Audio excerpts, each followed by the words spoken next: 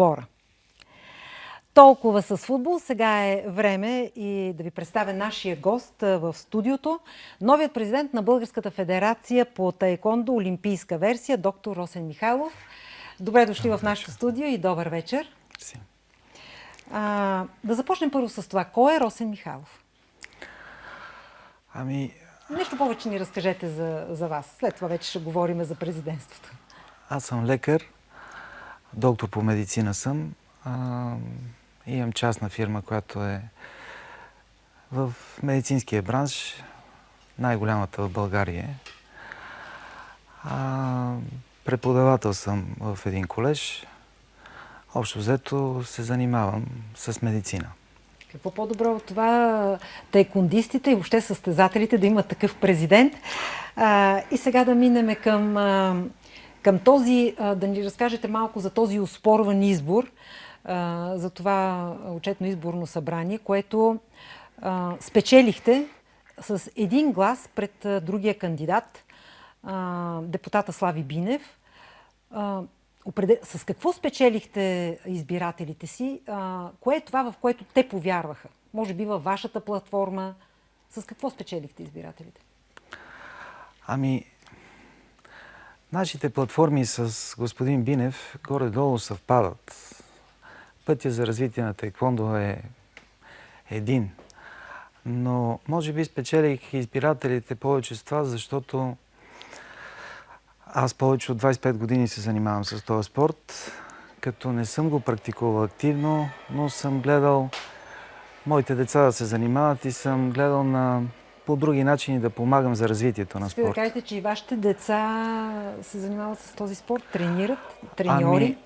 Те и двамата, и сина ми и дъщеря ми от 5 годишни съм ги вкарал в залата. Тогава нямаше треньори да тренират. Аз трябваше да им обяснявам на малките какво се прави.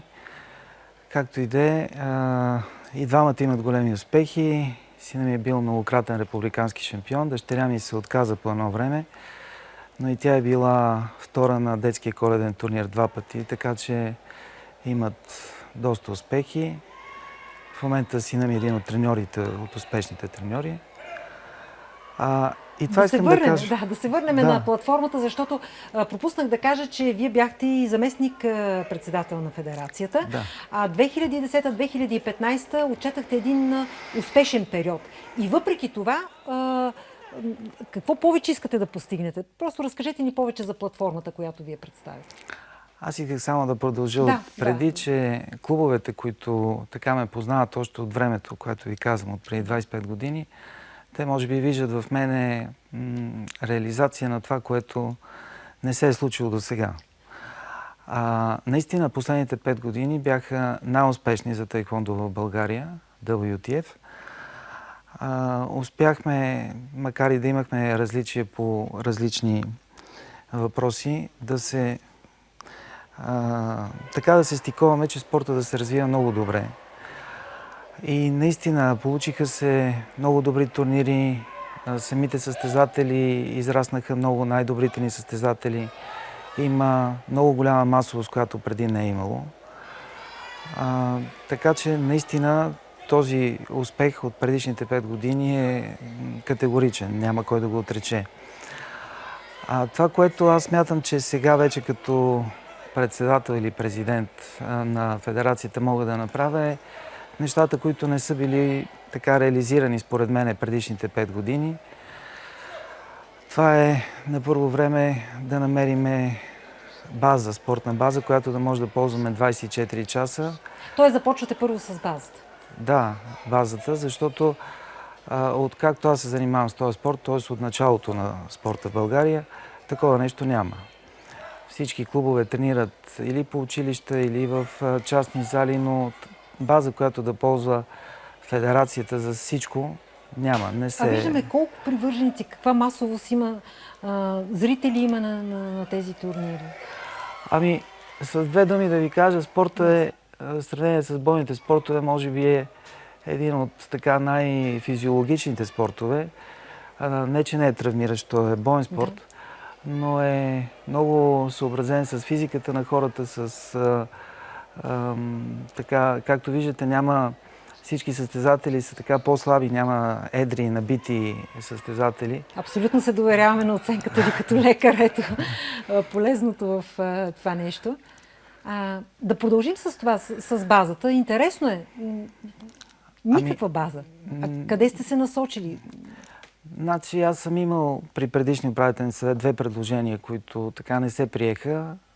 Със сигурност сега те няма да са, ще са някакви други. Разговарял съм с министър Кралев и с съветниците на министъра. Смятам, че ще имам тяхната подкрепа за помощ в това отношение и това така или иначе се реализира. Имате и намерение за създаване на детска лига. Просто много ми хареса това, че започвате от най-малките. Не насочвате вниманието направо към високото спортно майсторство. Затова казах 2 думи за моите деца, защото тогава те бяха на 5 години в залите, нямаше други деца. Сега, благодарение на самите треньори, има страшно много деца, които тренират и те го правят с желание. Нашите треньори са добри и в педагогично отношение се занимават с децата. И това е много хубаво. Имаме много силни детски турнири. Едно време беше един детски коледен турнир, а сега има страшно много състезания. Това, което искам аз да го направя с детската лига, не съм го измислил аз, просто така е в Корея. Те имат всяка събота състезание между различни клубове, детски състезания, между различни училища. И просто това ни е трудното, което е при нас.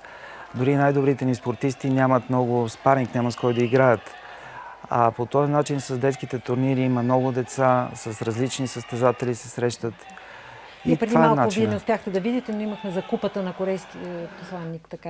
Това е един турнир, който в последните години се утвърждава тук у нас. Да, те искат да го направят, за сега се провежда с някои от нашите турнири, те искат да го направят самостоятелен. Ще се опитаме да им помогнем да стане самостоятелен. За тях като национална гордост това е важно. Искам да кажа, че от тях има доста съдействие. Винаги са реагирали с тази екипировка, която виждате на земята и с тези нагръдници. Тя не е ефтина. Те няколко пъти са давали на федерацията, която ние даваме на клубовете, даваме по състезания. Тези нагръдници са електронни, те са доста скъпи. Ръкавици, за краката виждате тези протектори. Така че корейците и самото посолство, независимо кой е посланника, винаги са съдействали за това. Доктор Михайлов, говорим за подрастващите, за децата. Да погледнем малко и към високото спортно майсторство, ако мога да кажа. Кога да очакваме по-впечатляващи успехи на международно поле? Само преди месец завършиха европейските игри в Баку. Така имахме удоволствието и аз, пък и Българската национална телевизия показа участието на нашите таеквондисти. Разбира се, че очаквахме малко повече и от Теодор Георгиев, и от Владимир Далаклиев. Но самия факт, че единият е 16-ти в световната ранглиста, ако така... Вижте, значи, тези двама състезатели наистина са много добри. Този мал шанс, който имаха в Баку, просто те играха с много силни състезатели. Това не значи, че нашите състезатели не са. Тези, които ги победиха, станаха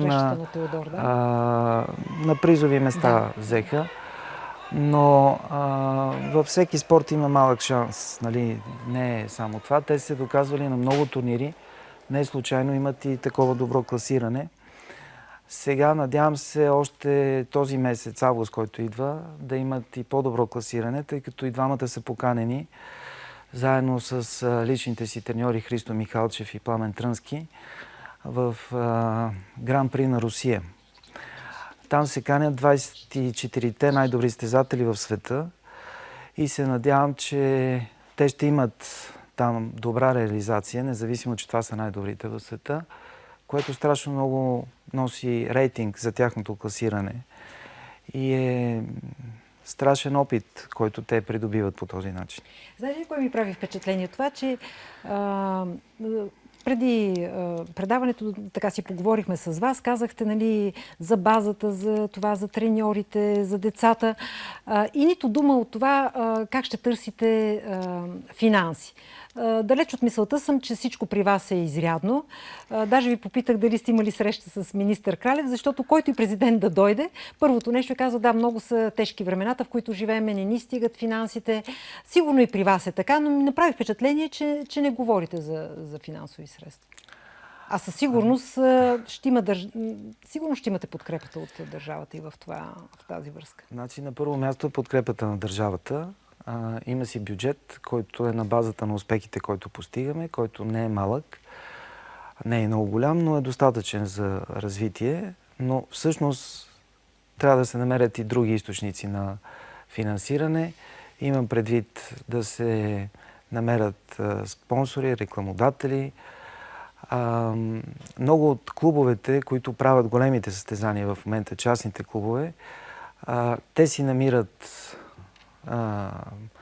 спонсори, самите те и самата организация пада основно финансово на тях, което е, затова ви казвам, че има страшен подем в тия 5 години, които бяха. И това много ми харесва. Ще се опитам федерацията максимално да помогне за това нещо, с финанси, дали ще са мои, дали ще са на други хора, но категорично ще се подпомогне този процес. Не само за високото спортно майсторство, за организиране и на детските турнири. Детските турнири. А можете ли само да ми кажете колко са занимаващите се с таеквондо? Като клубове и като... Да, разбира се, приблизително. Значи клубовете, които са регистрирани в федерацията, са 36. Със сигурност има още поне 10 клуба, които не са регистрирани. Те го практикуват спорта, но не е по начина, по който трябва да бъде. Аз даже се шегувам, че хората, които работят в моята фирма, са горе-долу колкото таеквондистите в България, но това е хубаво за фирмата, но не е хубаво за таеквондото. Затова с тези детски състезания, юношески, на кадети, ще се опитаме да популяризираме спорт. Ще върнем едно нещо, което го имаше и преди, като един демонстрационен отбор. Сигурно всички са виждали и по Евроспорт.